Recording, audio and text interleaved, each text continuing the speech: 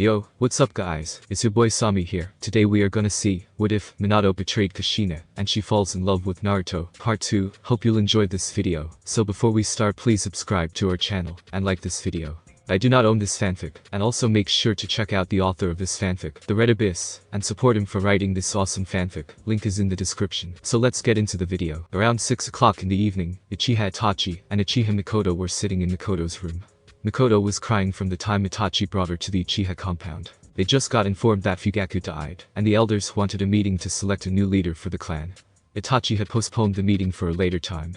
Mikoto didn't care about the fact that Fugaku died.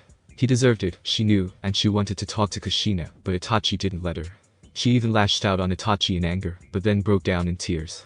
She knew Itachi did the right thing because Kushina would have killed her at that time if Itachi hadn't brought her back. She decided to go to Kushina the next day when Kushina would be a calmer state. She had her face in the pillow which was damp from her tears, and Sasuke was sleeping in the crib. Itachi was watching his mother crying her eyes out on the pillow. His mother was a proud kunoichi, and now she was reduced to a pathetic human who was wallowing in the tears she herself was the cause of. Itachi stood up and went to his mother. He was 12 years old and 4.8 feet of height. He lifted his mother and hugged her to his chest tightly, and the act just made her cry even harder. After half an hour later when she calmed down, Itachi broke the hug, but Mikoto tightened her hold on him. "Let me stay like this for a little longer." "I don't want to stay alone," Mikoto said, and buried her head in his anbu vest which was now damp from her tears. Itachi was surprised at first, but then complied with his mother's request.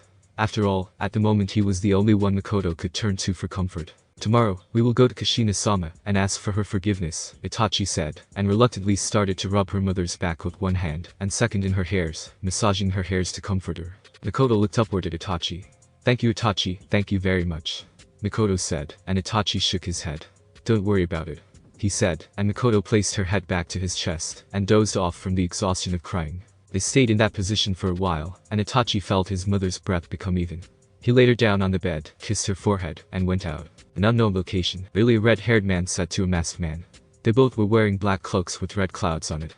A blue-haired woman was standing beside the blue-haired man. "Yeah, and that might be a problem in our goal," the black-haired masked man said to the other two occupants. "But what you just said, how could be possible?" the red-haired man said, running a hand through his hair. "I don't know, my mind is still in disarray about what happened. I mean, her speed was like out of this world, and her transformation, and all that," masked man said looking out the window. Red-headed man stared at the masked man, then after a while broke the silence. "Are you sure yourself or not?" and the red-headed man asked. Masked man glared at the redhead from his single eye. "She broke my mask just from her fingers," he said, and looked at the redhead. "What you are saying can hinder our plans," the woman said, breaking the silence. The redhead stood up, and faced the window the masked man was facing just earlier. "There isn't anyone who can be an obstacle in our plans. I won't let anyone. I will clear any hindrance," redhead said, and turned, and looked at the woman. "Conan, keep an eye out for this Kushina woman, and the Kyuubi Jinchuriki, and if what Madara has said is true, then we need to be more powerful, and gather more allies, and I have 2 allies ready to join Akatsuki," redhead said, and looked at Madara. "I will bring peace on this land. I will make Yahiko's dream come true," he said, and Madara nodded, smirking inside his mask. "Well then I have something of importance to take care of. I won't be back for 2 days, said the Redhead, and turned towards the door. Nagato, Madara called, but stopped when he found himself lodging in a wall held on the neck by Nagato. Nagato had a dangerous glint in his eyes. "Madara, if you call me by that name once more, you will not live to see the plan come to fruition. I am in pain, so call me that or God," Pain said in a deep and authoritative voice, and Madara nodded. "I just wanted to say that Hanzo won't be an easy target," Madara said in a suggestive tone. "You don't have to worry about what," Pain said, and walked out. "Arrogance and overconfidence often cause the people to die," Madara muttered, and teleported using his kamui. Kushina appeared just outside of the worn-down Uzumaki shrine, and just as she appeared her eyes widened, and a sick feeling started to roll in her gut. She could smell the blood inside the shrine. She immediately bolted inside, and a look of relief appeared on her face when she saw Anko and Naruto playing, and her eyes narrowed when she saw 4 bodies lying dead outside of the room, which had been secured by security seals. Anko noticed her presence. "Kushina-sama," Anko trailed off. "Anko, what happened here?" Kushina asked, slightly worried, as she entered the room, and sat down in a chair. Anko handed Naruto to Kushina, and, as if he knew who the person was, he started to cry. Kushina sighed, and tried to calm Naruto. She was covered in blood, she needed to take a bath. She lifted her top, and started to feed Naruto, and looked at Anko asking for an explanation. 10 minutes after you went out, 4 roots came, but because of the barrier they couldn't enter the room, but one of them was an earth user, and he was able to enter. So I decided that it would be better if I go out, and handle them." Anko told her what happened. "Are you alright?" Kushina asked, and Anko nodded. Well, I think we should take a bath. We both are covered in blood, Kushina said, and looked at Naruto who was nursing on her breasts, as if the stench of blood didn't affect him. Where would we bathe? Would we have to go back to Konoha or would we have something of use here?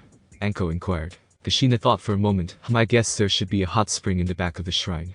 Let's go check it out, Kushina said, and getting up from the chair walked out to the backyard, and surely there was a hot spring. It needed a bit of cleaning though. Leave it to me, Anko said to Kushina who nodded. Anko made 4 clones, and they started to work. After half an hour the hot spring was ready to get splashed. Kushina lays Naruto down on the edge of the onsen on several layers of clothes to make it cushioning. She removed her clothes, entered the onsen, and sat down near Naruto. Ah, it feels great. Kushina relaxed in the onsen and, putting a hand on Naruto's head, closed her eyes. What happened in the village? Anko asked. Kushina looked at the sky, and closed her eyes. Hokage, Danzo, and Fugaku are dead. Kushina said without any emotion, and opened her eyes looking at Anko. And who's going to be the new Hokage? Anko asked, as if the news didn't affect her. I don't know, and I don't care, and if you want to know then you will have to go to Konoha, Kushina said, and started to wash her body. So you are going to stay here for a while, then we'll depart for Uzashigakure, Anko asked, and Kushina nodded. Kushina looked at Anko when she became silent, and noticed she had a frown, and was thinking something. She put a hand on her shoulder. Don't worry, I will be in contact with you. I am working on a communication seal so that anyone could talk to each other, no matter where they are, Kushina said, and smiled, as Anko's face lit up when she heard it. Really? She asked with excitement in her voice. Yeah, but it's still incomplete, and I am sure I will complete it before I leave. Until then you can visit me here, whenever you want, Kushina said, and Anko smiled happily, and nodded. I think you need to go now. It's dusk already, Kushina said, and Anko nodded. I will come tomorrow, Anko said, and got out of the onsen. She got dressed, gave Naruto a kiss on his forehead, and walked out.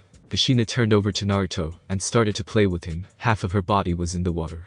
After a while she came out, and looked around, and obviously no one was around, so she discarded her clothes, but it was an open hot spring, so precaution was necessary, but she decided to ignore it for the time being, and lifting Naruto walked towards the rooms. She lay Naruto on the bed. I need to shift my bed, and Naruto's clothes here. She said to herself, and wore her old clothes, and her stomach growled from hunger. She sighed, and left Naruto, and decided to go to Konoha to bring food, and other items. It was already dark so no one could see her. She appeared near the collapsed Uzumaki building. The front and half of the house was totally destroyed. She made her way inside and upstairs. Fortunately the master bedroom and Naruto's room were okay. Their doors were crippled, but the items inside were okay. She entered a room, opened a large scroll, and started to seal the items. The king-size bed, chairs, couches, and kitchen utensils, and then she emptied all her wardrobe in the scroll, sealing all her clothes. Then she started to seal Naruto's toys and clothes, and it took her around 2 hours. She then came out, and hanged herself, and bought kitchen grocery items, and sealed them in another scroll. Then she remembered something, and made her way towards the central bank of Konoha. It's around 8 o'clock so the bank will be closed. That's in my favor, she surmised, and sunshine to the bank, and appeared in front of the bank, and picked the lock, entered inside. She checked her bank book, and Minato's account had enough money to live their whole life without working. She entered in the lockers and treasury section, and collected her money, and wrote a note for the bank manager with her name and account number, which also said that the money had been taken by the rightful owner. She came out, locked it back, and made her way back to the shrine. There she chose the last innermost room for the master bedroom. It was large enough. She unsealed the bed and clothes, and placed them at the right places. She came out, and in the hall unsealed all couches and chairs. She then went into a room which she chose to use as a kitchen, and unsealing all stuff, putting them in order. She was finished at 12 in the night or midnight. She wiped the sweat off her forehead, and unfastened the cloth Naruto was wrapped in, and laid him on the couch, and sat beside him. She removed her clothes except her underwear, and donned a white net gown which has buttons on the front, so that she wouldn't have any problem breastfeed Naruto. She lifted Naruto in her arms again, and started to breastfeed him. She sighed, and leaned back on the couch, and looked at the ceiling thinking about what she should do now, and after some minutes she dozed off. Next day she woke up, and noticed that it was bright outside. She looked at the clock, and sighed. It was 10 am. Laying Naruto on the couch she stood up, and leaving a clone behind went to freshen up. She sent one clone to make a heavy breakfast. After having breakfast she went out, and made 10 clones. I want a 15 feet high fence surrounding a 1 kilometer area around the shrine, and put security seals I haven't discussed with Minato, and do it as soon as possible, and I want the surrounding area cleaned, she said, and the clones saluted with a yes boss.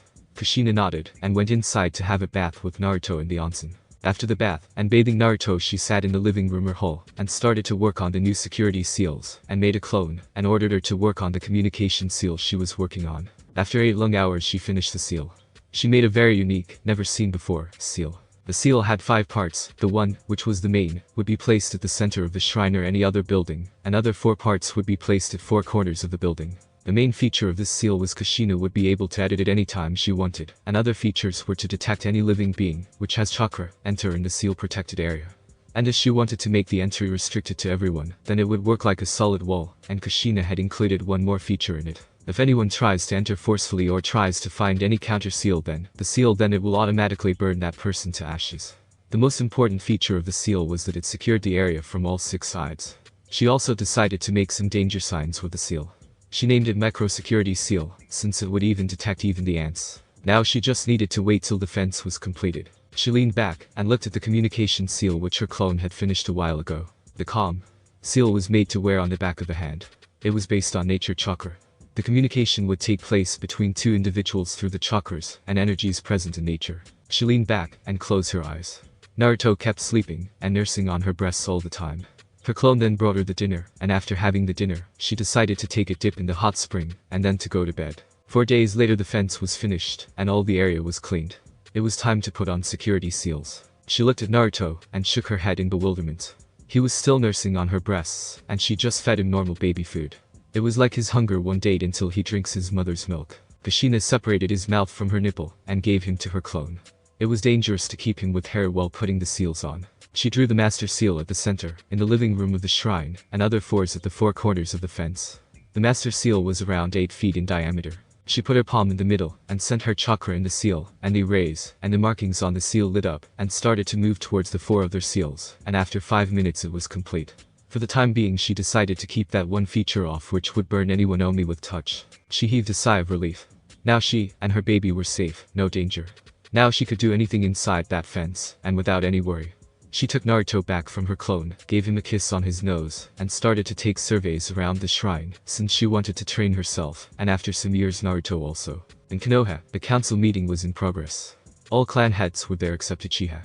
There was no one representing the Uchiha clan, and Hisashi was there from the Hyuga clan. 2 main remaining council members Homura and Kaharu were representing the council. And the main presence was Daimyo of the Fire Country. When he was told that Kushina betrayed Konoha, he immediately put several million bounty on her head, and added it to Konoha's bingo book. Kakashi was also there. He was released from the hospital some hours ago, and was instructed to take it easy. It seems that Kushina's chains missed his vital organs. One side was civilians, and the other was shinobis. As you all know, Hiruzen Sarutobi, our beloved former Hokage, was killed by a traitor, and a village without a cage is prone to attacks by other villages. So this council has been called to discuss this matter, Homura said, and looked over the civilians and shinobis. So I would like to discuss this matter with the present clan heads, Homura said, and looked at Shikaku. Shikaku nodded. Well, it's very unfortunate for Konoha to lose his cage like that, but I hope you all will get over it, and again serve this village to make it better. He said, and everyone nodded. Okay, now the question is who should be the next Hokage. Danzo is also dead with Fugaku. There is only one person remaining, and that is Jiraiya-sama, but his whereabouts are unknown and he was suddenly cut off by someone barging in the meeting room, and when he looked at the person his eyes widened. Jiraiya-sama, everyone muttered. Jiraiya had his stupid grin. I heard someone called me. The Grady was cut off by Kaharu. Shut it, Jiraiya, and sit down, she said, and Jiraiya shook his head, and sat down. Where were you, Jiraiya-sama? Shikaku asked, and Jiraiya became serious. We will talk about it later. You continue your talk, Jiraiya said to Shikaku. Shikaku nodded. Well, now you are here, then I guess there's nothing left to say, Shikaku said, and looked at Homura. Homura nodded. Jiraiya, how would you like to be the new Hokage? Homura offered, and Jiraiya went into a thought mode. After 1 minute he said, okay, I will accept, and Kaharu raised her eyes with his abrupt reply, really? Yeah, there's much work to do, as a Hokage.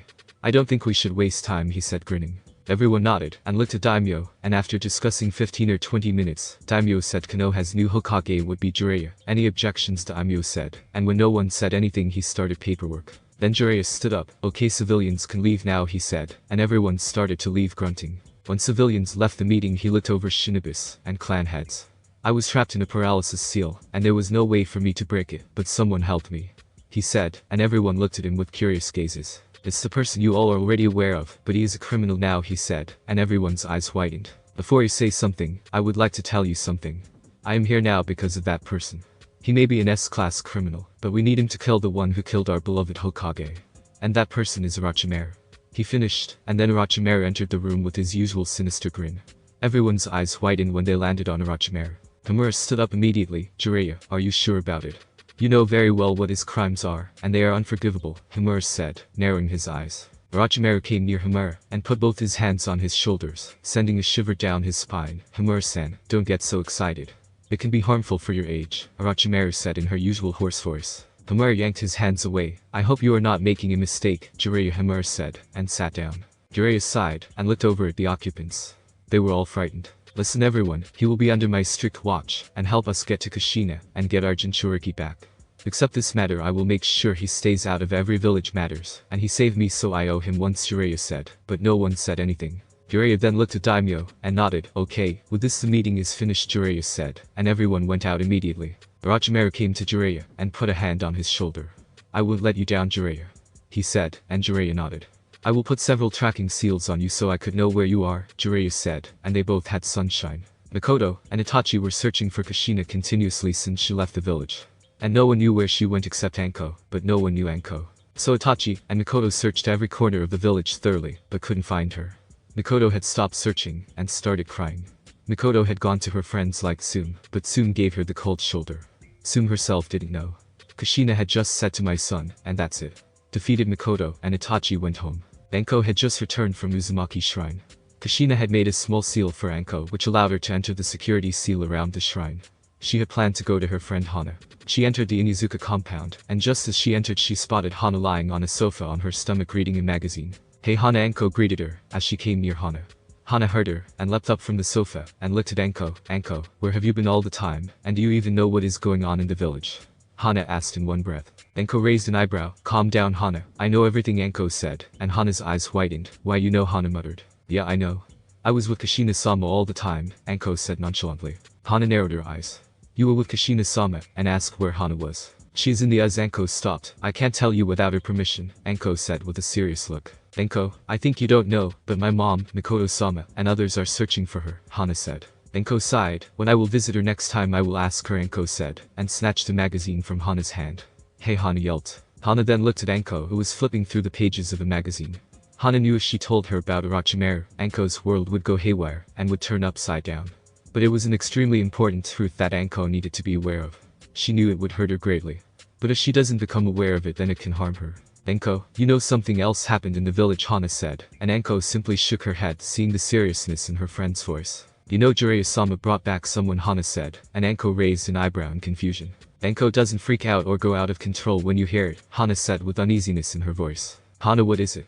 Anko asked, gravely serious. Amitsu, former sensei, Hana said, and Anko's eyes widened, and then narrowed. What about that bastard? Anko hissed through gritted teeth. He is in the village. Jiraiya-sama brought him, Hana said, and Anko's body froze. That's why her curse mark was tingling from the moment she entered the village. Her body went numb. She felt like someone poured chilled water on her. Now after knowing that Orochimaru was in the village, she could feel his presence looming over her. She could feel that endless darkness enveloping her again from which Kushina had saved her by accepting her. Her mind became fuzzy, and she started to hyperventilate. She couldn't hear Hana's worry-etched calls to her. Her body was trembling, and her heartbeat was faster. She yanked Hana away from her. She couldn't see anything. Everything around her morphed in Orochimaru smirking. She made a dash for outside, and ran, and ran, and ran, from the illusionary dark beast chasing behind her. When Hana came out she was already gone. Anko ran in the streets, then on the main road, and then out of the village towards the Uzumaki Shrine. She had a horrified look on her face. Her eyes wide, and tears were streaming down her face, a scared look on her face. Her breathing was coming in long strides. She didn't know where she was going. Her body and feet were taking her towards the shrine automatically, as if her subconscious mind knew that it was the only safe place for her in the world. She was running at an insane speed. It wasn't like she couldn't handle herself against Orochimaru. She was caught off guard when Hana told her, and the shock of the news triggered her deepest fear to come to surface. She never even in her dreams thought that Orochimaru would be allowed to enter the village. Anko didn't stop, she just entered the secured area, and ran inside. She couldn't sense or realize that Itachi was behind her chasing her. He had seen her running out of the village in that condition, and this time Itachi's speed was nothing compared to Anko, so he lost her. Kushina was happily nursing Naruto when she sensed Anko's chakra approaching at a high speed. She immediately became alert, and stopped nursing, laying Naruto on the couch, stood up, and went out. Just as she opened the door, Anko's body slammed into her. Voice escaped from Kushina's mouth, but Anko's force could only make Kushina skid back some feet, then stop. And, as if Anko knew, she clung on Kushina's body, and hugged her tightly. Anko, are you alright? Kushina asked, but got no response. But Kushina sensed the evil chakra from the curse seal at its highest peak, like it was devouring her from inside. Kushina tightened her hold on Anko to steady her trembling body, and started to run her right hand on her back to comfort her, and others in her hair. Half-hour later, Anko's trembling lessened, and Kushina broke the hug, and ushered her to the couch, and looked in her eyes. Okay, everything's fine. You are safe. Don't worry. Now tell me what happened, Kushina asked in a soft voice. Anko started to say, but couldn't form a word, here and K. Kushina then hugged her again tightly, and put her index finger on her forehead. It glowed for a second, and Anko fell unconscious. Kushina lays her down on the couch, and sits down near her head, and with one hand starts to caress her hairs, and with the other hand to support Naruto on her lap while he feeds himself. 1 hour later Anko stirred, and woke up, and sat. She looked around, and saw that she was with Kushina at the shrine. She looked down then at Kushina, and her eyes welled up, but she shook his head, and took deep breaths to calm down. Kushina put a hand on her shoulder. What happened, Anko? Kushina asked with a worried-etched expression. Anko looked at Kushina. Jiraiya is new Hokage, Anko said, and looked down, and Kushina tightened her grip on her shoulder to let her know that she was there with her. He brought Orochimaru with him. Anko finished, and started to shake again. Kushina didn't say anything. She wrapped an arm around her shoulder, and made her lean on her shoulder while Kushina rubbed her arm. Why did he bring Orochimaru with him? Kushina asked, already knowing the answer. I don't know. I met Hana, and she told me this. Not many people have like this, Anko said. Kushina didn't say anything for a minute, then broke the silence. It's sure he is dangerous, and Konoha isn't safe anymore. Damn it, how Jiraiya can be an idiot like this. Has he gone insane? Kushina said exasperatedly. Silence fell over again and again. Kushina broke it. I am sorry I forgot it, but it's time we remove your curse seal, Kushina said, and Anko's head snapped towards her. Oh really, Anko asked, and Kushina nodded. Tears welled up in Anko's eyes, and she buried her face in her shoulder. Kushina patted her head. In Uchiha compound. It's been 1 month since the incident. Mikoto seemed like a character out of a horror movie. It seemed she didn't care about herself anymore. She kept lying in her room. She didn't even remember the last time she took a bath. She didn't talk to anyone, only Itachi talked with her, and her to him. She only ate food so that her breasts could produce milk for Sasuke. Itachi tried to do anything for his mother to come out of her hollow shell.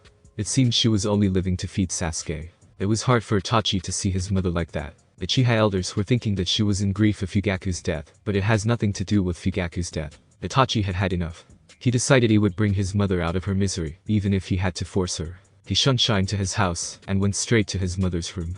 Without knocking he entered the room, and found Mikoto staring at the wall mindlessly. He knew if this went on she would go mad.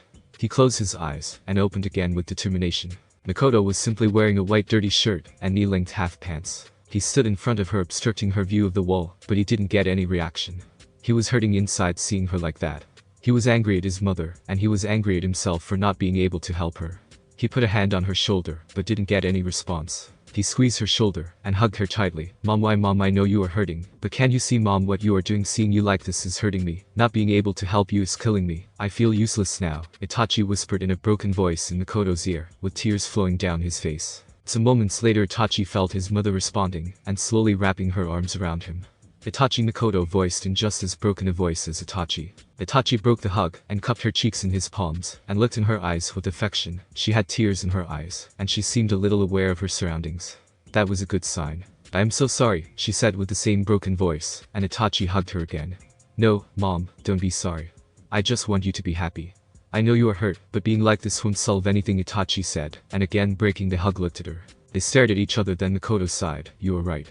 I was idiot to act like that, Mikoto said, and smiled, and cupped Itachi's cheek with her right hand. I should have been more strong-willed for my beloved boys. Itachi blushed a little, and Mikoto giggled, and Itachi also smiled seeing his mother smile, and he was surprised that she was so far away till moments ago, and now she seemed better. Then he shrunk his nose, and said, Mom, you need to take a bath.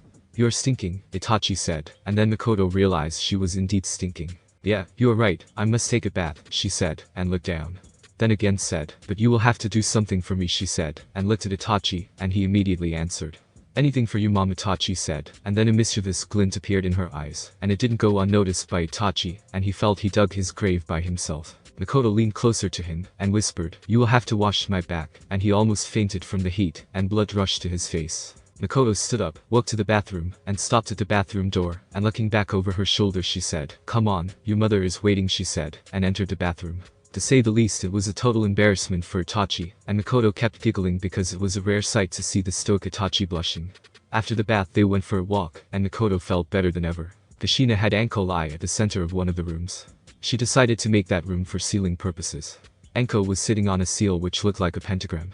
It has a circle in it, and all 5 vertices of pentagram were connected to the circle, and finally Anko was lying inside that circle totally naked. Kushina had asked her to keep as few clothes as she could on her body, and she undressed completely. Though Kushina had suggested keeping her panties on, Anko said since they were secluded, and Kushina was the only one there, she doesn't have any problem. Anko seemed scared of Kushina, so she decided to sit with her inside that circle near Anko, to reassure her that everything will be okay. Then Kushina brought her brush to Anko's body, and started to draw several seals on her body, starting from her toes to her knees, thighs, hips, stomach. The 2 lines entangled at her stomach, and then following her ribsage, then her perky, and large breasts connected again at a point at her upper chest, and under her neck. There they combined in a whirlpool sign of Uzumaki symbol, and from there to her neck, cheeks, and forehead. The whirlpool sign on her chest was connected to her curse seal with 5 entangling paths. Kushina placed her palm on the whirlpool symbol on her chest, and looked at Anko, and nodded. "Don't worry, just trust me," Anko nodded. "Ready?" Kushina asked, and Anko closed her eyes, and nodded. Kushina's palm started to glow in the green and blue light, and 1 second later all the drawings on Anko's body started to glow, and the next moment they started to move towards the whirlpool sign. Seconds later, all arrays and patterns were merged with the whirlpool sign, and from there they started to move towards the 5 entangling paths, and over to the curse seal. The Uzumaki symbol then started to fade from her chest, and the whirlpool sign started to form above the curse seal spinning wildly, and soon the 3 tomatoes also started to spin with the symbol, and merged with it, dissolving it, and removing it, and replacing it with the Uzumaki whirlpool symbol. A black and whitish liquid poured from the finished seal, and started to form in a human figure. Now this was the hard thing that Kushina anticipated, a part of Orochimaru's soul. When the white liquid was halfway to form the final structure, Kushina's form also started to change into her demonic form. Her eyes changed to a mixture of white and red, and cracks started to appear on her whole body. Her hair became longer and bloodier. Several chains appeared from her back, and pointed to Orochimaru, who was just about to complete. And just as the form completed, it was pierced at hundreds of places by the chains, repeatedly killing it on the spot. Then her chain turned from golden to red hot, and lava dripped, and then again pierced him, burning him completely, not even leaving the ashes. Though Anko was in a drug-induced state the whole time she thrashed, as long as the white liquid poured from her curse seal, and after that she fell unconscious. Kushina turned back to her original state, and sat down near Anko.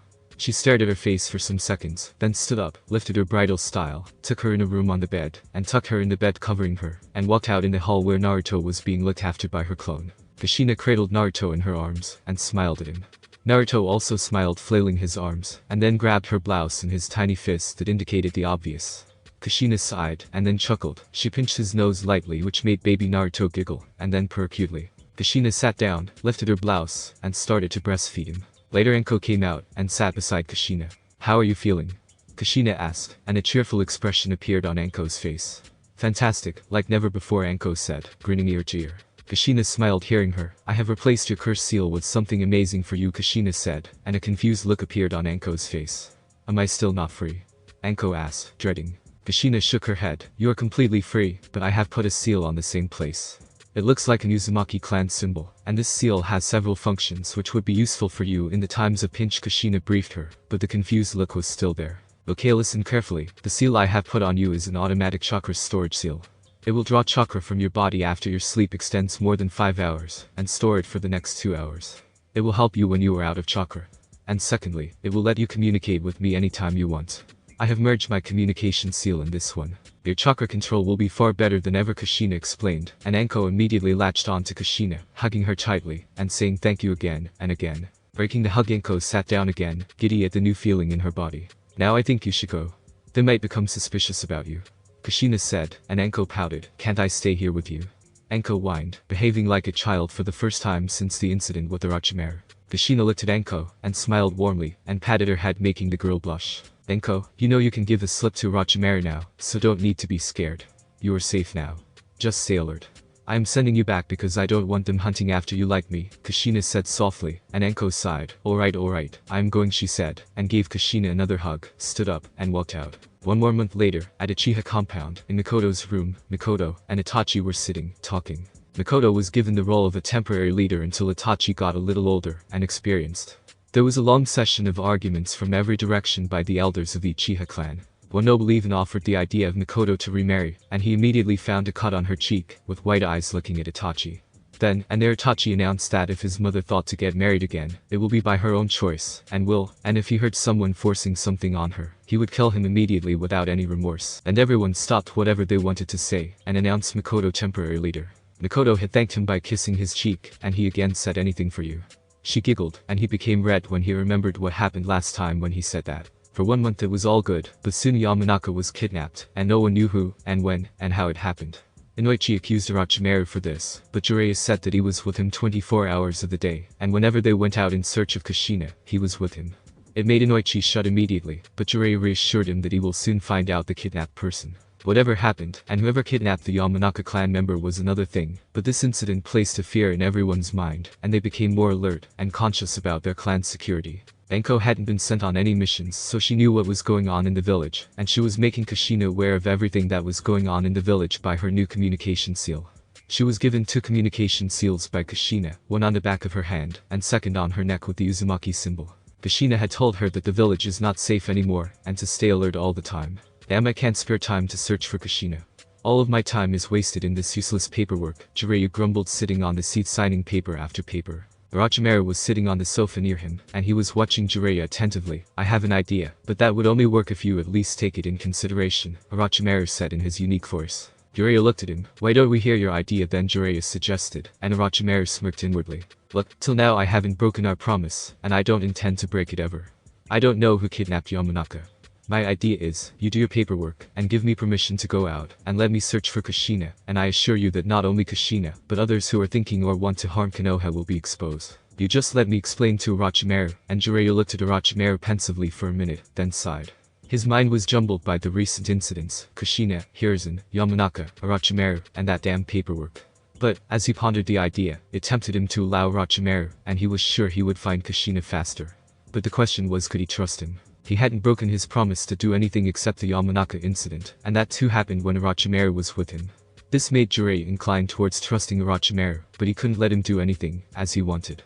So an idea came to his mind. He stood up, and walked to Orochimaru, and gave him a hug which surprised Orochimaru. Orochimaru, I am allowed to go out without me, but I want daily reports, and I don't want you to do anything that would break whatever trust you have gained from me, Jiraiya said, and pressed his palms in Orochimaru's back, and lifting his index finger, left a minuscule spying seal on his neck, and immediately backed away, and looked at Orochimaru, and nodded smiling. Orochimaru also nodded, but he was smirking widely inside. Orochimaru then walked out, and couldn't help smirking like a maniac. How much of an idiot can you be, Jiraiya? He muttered under his breath, and lifting his hand put his finger to the place Jiraiya had placed the seal, and it disappeared immediately. Now let's have a reunion with my Enko-chan before I start my hunting quest for Jujutsus of Konoha clans, Orochimaru said to himself, and sunshine. Enko was sauntering in the streets of Konoha. A fresh and cheerful look on her face, and the smile on that face was like toppings on the cake. She was humming to herself. After removing the seal, she was feeling the freedom in her veins. She felt like she was flying. She was on the way to meet her friend Yugao. She wasn't on good terms with Kurenai since she came to know that Kurenai was also there on the incident day. She saw that Itachi and Mikoto were taking an evening walk. Itachi was a good friend of hers from the academy. She shouted his name to draw his attention, and succeeded. She walked to them. Wow, mother and son, taking a walk together, what a sight, she said, grinning, and Itachi blushed a little, and Mikoto chuckled. Well, Miss Anko, why, is it a problem that a mother is walking with her son? Mikoto said, grinning. No, not at all. Kushina-sama kept her son in her arms every time. She stopped when she realized what she had said, and saw that both Uchiha had white eyes. Mikoto immediately grabbed Anko's hands in hers, and tears welled up in her eyes. Please, Anko-chan, tell me where Kushina is, please, Mikoto implored. I don't. She stuttered, and couldn't form a sentence. Itachi put a hand on Anko's shoulder. Anko-san. If you know where Kushina-sama is, please tell us. You don't know how badly we are searching for her, he said, and looked at his mother who was now crying. You don't know how badly my mother wants to see her, so that she could ask for forgiveness, Itachi finished. Enko started to sweat. Oh shit, why I didn't keep my damn mouth shut. Damn it, now Kushina-sama will be mad at me, Enko thought, and looked at Mikoto's pitiful face. She sighed. Look, I can't tell you where she is, Anko said, and both of the Uchiha's faces fell down in stress. She continued, but I will tell her about you, and then it's up to her, Anko said, sighing. Thank you, Mikoto said, crying. Itachi gave a nod, and wrapped an arm around Mikoto's shoulder, and walked away. Enko sighed sadly, and started to walk, but now she didn't feel like meeting Yugao, and turned back to her apartment, and, as she reached near it, her eyes widened when she sensed all too familiar chakra behind her. She froze, and felt 2 arms circling her waist, but before they could complete the circle she disappeared, and reappeared 5 feet away, glaring at him heatedly. My Enko-chan, why are you running away from your beloved sensei? Orochimaru said, smirking. Enko's blood boiled hearing him, and next moment, she appeared inches away from Snake Sanin, her first lodged in his stomach, buried inside touching all the way back to the spine. Orochimaru had a shocked look on his face, his body doubled over on her fist. You bastard, how dare you, to even come near me, Enko growled in fury. But a shocked look now appeared on Enko's face when Orochimaru's body turned into mud. Damn you, a mud clone, she gritted her teeth in anger, and looked around, but no one was there. He had already gone. She took a deep breath, cooled down, and walked to her apartment. Damn, she is much more powerful than before. How does she get that powerful? She had almost caught me off guard, and I couldn't sense the curse seal on her, Orochimaru said to himself in shock. Next day Enko went to Kushina, and she saw that she was still sleeping without any clothes except a bra and panties. Though bras were just a formality for obvious reasons. Enko looked at the clock and sighed. It was 6 a.m. She decided to prepare tea for herself and Kushina. After making tea she sat down in the living room and sipped on her tea and waited for Kushina to wake up. 2 hours later fully dressed Kushina with Naruto in her arms was sitting across Enko looking at her intensely and guessing why she would come so early in the morning. Enko fidgeted in her seat nervously and looked everywhere but the person in front of her. Enko, Kushina said a little louder and with an edge. Yes, Enko replied meekly. What did you do? Tell me, Kushina said directly since she couldn't guess anything that would make Enko fidget and so nervous. Enko then sighed. I told them Mikoto-san that I know where you are, Enko said, and waited for a scolding. But to her surprise Kushina leaned back and rubbed her temple. Mikoto, Kushina mumbled. That chapter was still unfinished, and it was unnecessarily kept open by her. Of course, she wouldn't forgive her easily, but she too needed to confront her and close this chapter. She looked at Enko and smiled. What did you exactly tell her? Kushina asked Enko. Enko, a bit surprised, answered, she was walking with Itachi when I met her, and it accidentally slipped from me that I knew about your whereabouts, not exactly, but something like that. Then she started to cry, and started to ask me about your location. She said she is searching for you for 2 months, day and night. She said she wants to ask for forgiveness for what she did to you. She said she would do anything, even Itachi was pleading to me to tell them about you. It seemed like she really wanted to repent for what she did, Enko said finishing. And what did you exactly tell them?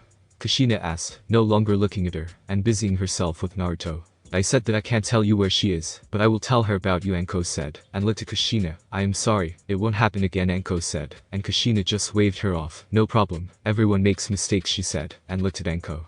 A look of relief was evident on her face. On second thoughts, I think I should punish you, Kushina said, and Enko's eyes widened. Then she looked down, tears welling up in her eyes. She just disappointed one woman, she never wanted to disappoint, and admired her to no limits. I am ready for punishment, Enko choked, and closed her eyes shut. Okay, then Kushina started, and Enko waited for the impending doom that was about to fall over her. You will clean the shrine, and the spring behind it, and prepare lunch today, Kushina said, and Enko's head snapped up immediately in shock. What kind of punishment did you think I was going to give you? Come on, I was just kidding, but you will have to prepare lunch, Kushina said, and laughed, and some moments later, wiping her eyes, Enko also joined her. In the night at Uchiha Compound's gate, Kushina was standing in front of the gate. Some moments later she disappeared, and reappeared in her former best friend's room. She noticed that the room was messed up, but ignoring everything she sat on the chair near the bed, and called, Mikoto. Mikoto wasn't in deep sleep, so she immediately sat up when she heard the voice, and her eyes widened when she saw Kushina sitting on the chair. Kushina, she could only utter her name. Well, I heard someone wanted to see me badly, Kushina said, and was shocked when Mikoto immediately fell at Kushina's feet crying, and repeating sorry, again and again. For some seconds Kushina let her cry, and she wanted to see her cry more, but damn it, she wasn't a sadist, and also had a heart. She grabbed Mikoto's shoulder, and lifted her up, helping her to sit on the bed. Kushina watched Mikoto's crying face in hopes that her anger towards her would diminish a little, and it did. She sighed. First of all, stop crying if you want me to talk, Kushina said without any emotions in her voice, and Mikoto immediately stopped, and looked at Kushina with tear-filled eyes. Why did you betray me? Kushina asked in a cold voice. I was forced to do that by Fugaku. He said if I didn't do, as he asked me to, then my son's life could be in danger. He threatened me, Mikoto said in between sobs. Kushina sighed. She could feel that she was telling the truth. Mikoto, you are damn Kikus Kunoichi, and you are saying he forced you? Oh come on, Kushina said disgustedly. They all threatened me. All of them, Fugaku, elders, all of them, Mikoto said, started to sob again. I know I could have resisted, but I was scared for Sasuke's safety, and Itachi wasn't here at that time, Mikoto said, looking down in her lap. What would you have done? Mikoto asked, looking at Kushina. Kushina chuckled at her question, and leaned close to Mikoto. What would I have done?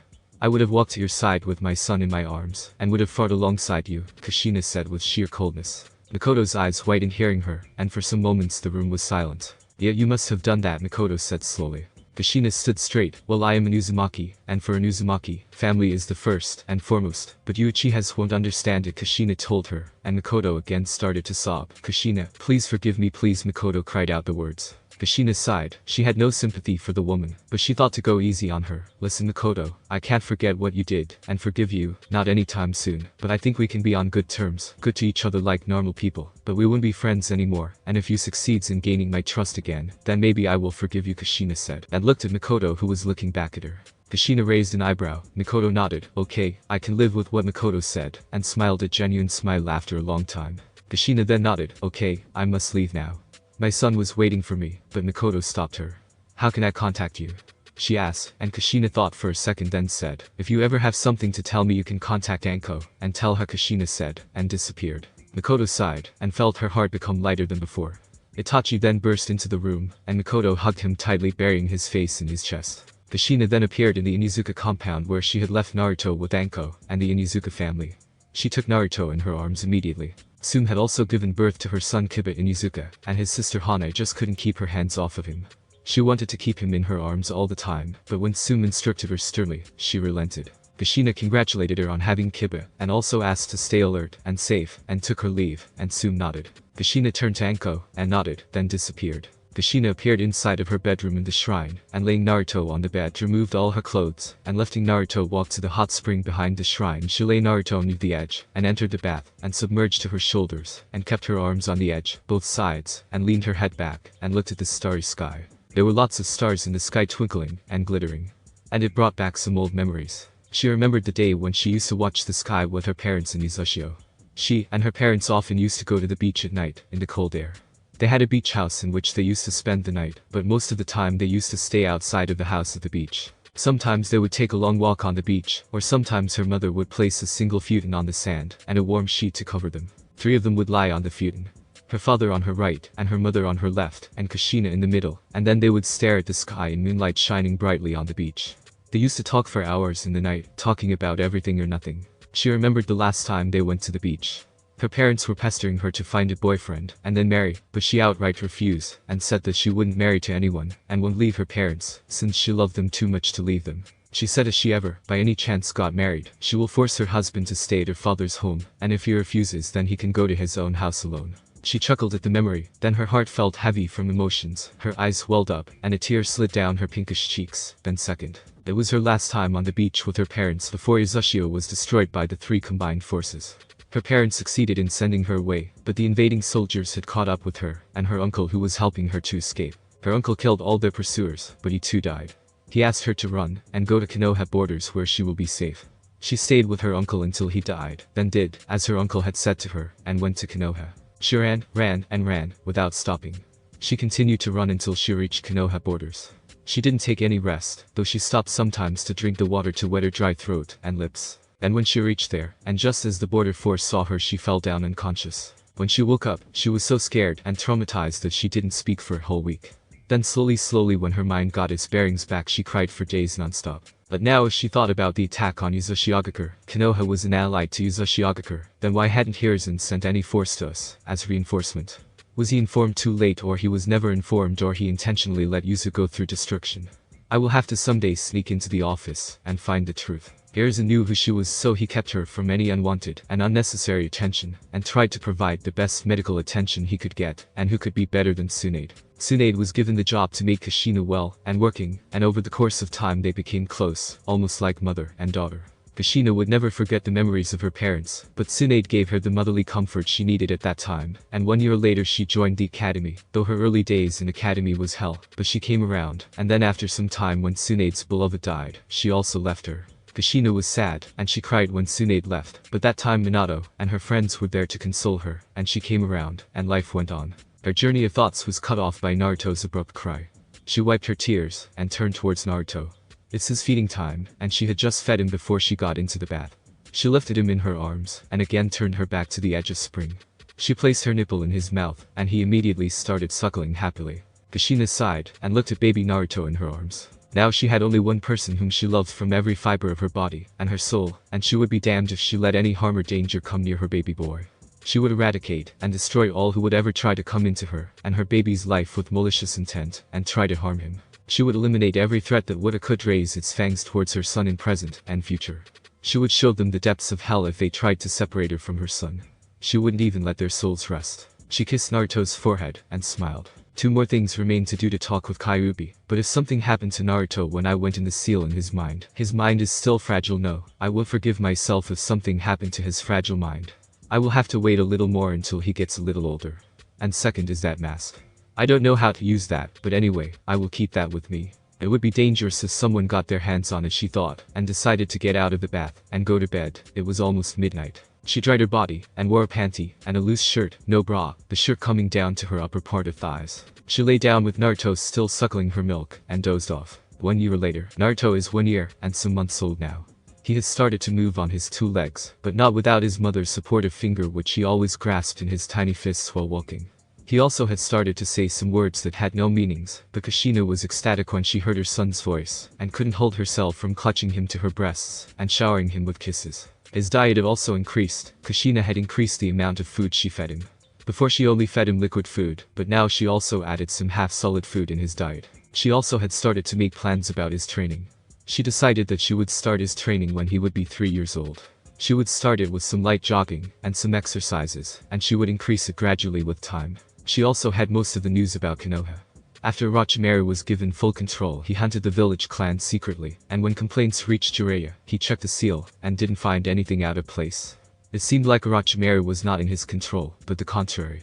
Now only the main and popular clan like Uchiha, Inuzuka, and Hyuga remained, which wasn't hunted by Orochimaru, but he desperately wanted the Sharingan and the great sense of smell of Inuzukas. He had already captured some Inuzukas who were sent on S-class missions, but they never returned. 2 years later, Naruto was 2 years older now, and could walk on his 2 legs without support, but not for a long time. He had now started to recognize things around him. He also said his first word, Ma. When Kushina heard this, she was washing the dishes, and the plate slipped out from her hands when she heard the word. She immediately hugged him tightly with tear-filled eyes. She encouraged him to say the word again, and he slowly started to call her Ma. And every time he called her Ma, she would hug him and kiss him. She also started to walk with him around the shrine until either he became tired or hungry. And if he got tired, Kushina would lift him in her arms and put his head on her shoulder and let him sleep, and if hungry she would breastfeed him. Kushina's milk was the only one that he liked very much above all foods. It was his main content of every course of the meal. Kushina noticed that he was obsessed with her milk, and he wouldn't touch any other food if Kushina didn't stop him sternly, and still he would release her nipple reluctantly. Kushina let him suckle on her breasts all the time. It also made her feel good, but she started to be strict at the end of his 2nd year. She had been informed by Anko recently that the kidnapping of people had increased abnormally, and all the clans had increased security. She was also informed that Orochimaru knew where she was, and she wondered why he and Jiraiya hadn't attacked her already, not like they would be able to pass and enter the seal. She wanted to concentrate on her son's growth because it was his growing stage, and it was the most important phase of his life, and she wouldn't ignore it for the world. Complete 3 years later, the streets of Konoha, which used to be crowded, were now empty of any human. People were so afraid that they didn't even come out of their houses. In the afternoon, only for 2 or 3 hours people would come out, would open shops, and before dusk they would close the shops. It was an open knowledge to everyone that Jiraiya had failed as a Hokage, and he was accused of bringing Orochimaru and being involved with him. The council meeting with Daimyo had Jiraiya suspended from the Hokage post, and Shikaku was chosen as the next Hokage with Kaharu and Himura as his helpers and assistants. Shikaku immediately stopped the search for Kushina and the money and ninjas working on it. No one knew where Orochimaru was, so Shikaku also had his Anubis on the search, and Jiraiya was asked that if he again wants to prove himself loyal to the village, then he will bring Orochimaru's head. Now Anko was busy doing missions when Hokage was replaced. Though the fear was still present in the people's mind, they were getting on track again gradually, but in the night people were still getting kidnapped. Naruto was 3 years old now, and it was time to start the training. Naruto now could speak and understand the words. He also was a pain in the ass, as Kushina often used to say to herself. He had a lot of stamina and energy just like his mother. He now used to run and play in the Uzumaki shrine. He wouldn't listen to his mother and kept playing in the mud, dirtying his clothes. He would often hide from his mother, and she would immediately panic and start to search for him frantically, and then he would suddenly come out from nowhere and surprise her. She would first scold him lightly, then embrace him, and would almost cry, and then admonish him for making her worry and panic. Naruto would then say sorry, and kiss her on the cheek, and wipe her tears with his tiny fingers, and Kushina, seeing the guilty look on his cute little face, would just melt, and hug him again. At the moment both of them were in the hot spring behind the shrine, bathing together. Kushina had her back against the edge, and her eyes closed. Naruto was sitting next to her, his eyes also closed. Naruto opened her right eye slightly to take a look at his mother. Kushina had told him that they would start training today. He didn't quite understand it, but just nodded. He wondered what his mom would ask him to do. Kushina then opened her eyes, and raised an eyebrow when she caught Naruto staring at her. She knew that he was staring at her, but why, she didn't know. "What's the problem, baby?" Kushina asked, and Naruto shook his head. "Nothing," Naruto answered. Kushina raised an eyebrow, the last thing she wanted for Naruto to start hiding things from her. She lifted Naruto, and placed him on her lap facing her, and looked into her eyes. "Naruto, you know I love you," she said, and he nodded. "Okay, then promise me that you will never hide anything from me." "Never," she said, and Naruto nodded. "I promise." He immediately promised. He loved his mother, and he didn't think there was any need to hide things from her. "Okay, then tell me what you were thinking," Kushina asked softly. "I was just thinking about the training you talked about," he said, and Kushina nodded smiling, and started to lather his hair with soap. "You know you don't need to worry about it. Just leave everything to your mama," Kushina said, and Naruto nodded. She poured water on his head, and washed the leather, and after cleaning his body, she took a look at his body for any changes from normal, but there wasn't any. She nodded to herself, and then asked Naruto to wash her back. Then after some time they came out. Kushina dried herself, and Naruto, and then dressed him, and herself. They had a light breakfast, and walked out. "Okay, let's start," Kushina said enthusiastically, but stopped when she didn't get a response, and looked at Naruto, who was in deep thought. She sat down on one knee, and looked at Naruto. "What is it?" she asked. Naruto looked at her, and lifted his hand pointed towards her. Kushina saw where his finger was pointing at her breasts. Kushina bonked him lightly on the head. "Haven't you just had breakfast?" Kushina chided, and Naruto looked away. Kushina sighed. "I will have to control this habit of his, otherwise he will become obsessed with my milk, and won't eat any other thing. And when my body will stop producing milk in my breast, damn what Naruto would do then, what would I do then? Now it's necessary to control it," she thought with worry etched on his beautiful face. "You won't get anything today, and in lunch you will eat green vegetables, and a little ramen. That's all," she said in a stern voice, and Naruto's head snapped towards her, his eyes wide. He then looked down. "I understand," he said in a meek voice, and Kushina was first surprised, then hugged him, but she couldn't see a smirk on his cute little lips. "I will have my favorite food in the night, when you are asleep, mom," he thought, and break the hug with a smile. "Let's start the training," Naruto said, and Kushina nodded, and stood up. "Okay, listen, what you have to do is run around this shrine, okay? As many laps as you can," Kushina said, and Naruto nodded with enthusiasm. He was eager to start his training, and get stronger like his mom. Kushina made a starting point, and they both started running, though Naruto's tiny legs couldn't do much, but Kushina's heart swelled seeing the pure determination on his cute face. His running was like a light walk in the garden for Kushina, but she kept a close look on him. His body, his breathing, everything to make sure he doesn't overdo it. After 20 minutes she stopped, and Kushina decided to take some rest. She was happy that he did 4 laps in 15 minutes. They sat down under a tree, and talked for a while about training, and Konoha. Kushina had started to tell him events, and their relations from Konoha. She also told him about Yuzushio, and what it was famous for. After half an hour they again started the laps, and it continued the whole day. Laps, rest, laps, rest. Next day she made him do some push-ups, and squats with laps around the shrine. She also started to teach him how to read, and write. And in 1 month he started to show that he was a smart one, and of course Kushina was happy. It continued for next 6 months, and after 6 months he was able to read and write, but he still had some problems reading and writing hard, complicated, and long words. But Kushina continued his teaching, and after 1 year he was fully able to read and write. Whatever Kushina taught him he understood at once, and whatever she asked him to do, he did it. Now at the age of 4, he was able to run at least 15 laps around the shrine, and around 30 push-ups and squats. His monster stamina, sheer determination, and his mother's support helped him gain these targets. After completion of 4 years, Kushina increased his physical targets, and she added 1 new fighting style in his daily training, and it was. She made some wooden katanas for practice. But she kept the main focus on his body strength and stamina. She also told him the history of Uzumaki and Uzushiogakure. When she told him about her life in Uzushiogakure, Naruto was happy to know that her mom was happy, but when she told him about the tragedy that fell on Uzushio, and how it happened, a fire of rage burned in his eyes, and it didn't go unnoticed by Kushina. She patted his head lovingly, smiling, and he calmed down. Then she continued how she came to Konoha, and how she met Minato, his dad. Naruto interrupted asking about his father, and Kushina asked him to let her finish. She then told him about the time when he was in her womb, and then what happened when he was born. Naruto was stunned hearing about what happened when he was born. First Naruto felt rage at his father for sealing him in and putting the village before the family. Then he felt unbridled rage in the village for what they did with his mother, and he started to shake and sweat from the fury. His blood in his veins started to boil, and fists clenched. Then when Kushina felt the temperature rise, and his eyes started to get a shade of darker blue, Kushina had to hug him and kiss him to calm him down. It took about 15 minutes for Naruto to calm down. When Naruto calmed down, Kushina asked if he was alright, and he nodded. Kushina pulled him in her lap.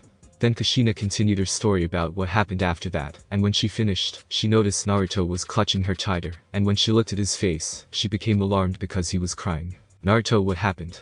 Why are you crying, baby?" Kushina asked, wiping his tears and kissing his forehead. He hugged her neck tightly. "I am so sorry," he said between sobs, and Kushina's eyes widened hearing him. "Honey, why are you sorry?" Kushina asked, herself on the verge of crying. "If I hadn't been born, you still would have been." Why? He was cut off by Kushina shushing him. "SSHHH, don't cry, baby. You know it hurts me when you cry, don't you?" Kushina said, and she felt him nod over her shoulder. After a minute, Kushina broke the hug, and wiping his face from her sleeves, she kissed her forehead and cheeks, and smiled, and grasped both of his tiny hands in hers, and looked at him. "Naruto, honey, first get it out of your head that whatever happened was your fault. It wasn't your fault at all. You coming into this world was natural, and the fruit of the love I did to your father. It was your father who messed up everything. He wanted a Jinchuriki for the village, so he sealed it in you instead of killing it. He could have killed them at that time when he summoned the Shinigami. But no, he wanted the strongest in Konoha, even though Konoha was strong enough to fight against the villages which have Jinchurikis. But still he did that. So it's not your fault. You don't know how happy I was when I first held you in my arms. I felt like I was flying. Being your mother was the greatest thing that happened to me. So nothing was your fault." Kushina finished, and Naruto kept looking at her. Though he was only 4 years old, he understood everything his mother told him. And he was more than happy to know that his mother was happy when she gave birth to him. Finally he nodded and smiled. Kushina ruffled his hair, kissed his head again. She gave him a glass of water, and continued to tell other villages' history, whatever she knew about them. Then she started to tell him about the clans in Konoha. She told him that there are several clans in Konoha, but only few run the show, and they are Uchiha, Hyuga, Inuzuka, Nara, and Yamanaka. She asked him if it was getting over or he was getting bored or tired, but he said that he was interested to know about them, and Kushina continued. She then told him about these clans, and their history, whatever little she knew. She then concluded the day's training by telling him a little about chakra. "So now you know about everything. How do you feel?" Kushina asked, and Naruto looked at her. "I feel like I have been living in these villages for a long time now. I mean, I know almost everything necessary about every village, and I feel confident now," he said, and Kushina smiled. "Okay, you know, for listening to the boring history, and being such a sweet boy you deserve a reward," Kushina said, and Naruto perked up. "The reward I will give you whatever you want," Kushina said grinning, and Naruto's eyes widened. "Really, you will give me anything?" he asked, and she nodded, and he started to think. And after thinking for 1 minute he concluded that he didn't need anything. Damn. He thought that he won't let this chance go away. Then one thing came to him. His training was going well. He was satisfied with it, but there was one thing he needed in it. After his daily running and push-ups when he felt thirsty, he always wanted to drink that sweet, tasty, and full of nutrients milk of his mother, and she would always refuse. She had limited breastfeeding for 2 times a day only, in the afternoon and before sleeping. "I have one thing I want," he said, and looked up at his mother from her lap who was waiting to know. "Tell me," she asked. "You will let me drink your milk after my running, and, as long as I want," Naruto said, and Kushina sighed, and then chuckled. "I should have known, but anyway, okay. I will let you," Kushina said smiling, and Naruto jumped from her lap in joy. "Now let's get ready for your birthday evening. Your big sis Anko would come with you," Kushina said, and Naruto's eyes shined with happiness. He loved Anko, and the time spent with her. Anko was now going on missions, so she didn't come often now, but she said there's no way she would miss her little brother's birthday. Anko always told Naruto about her missions, and some new things.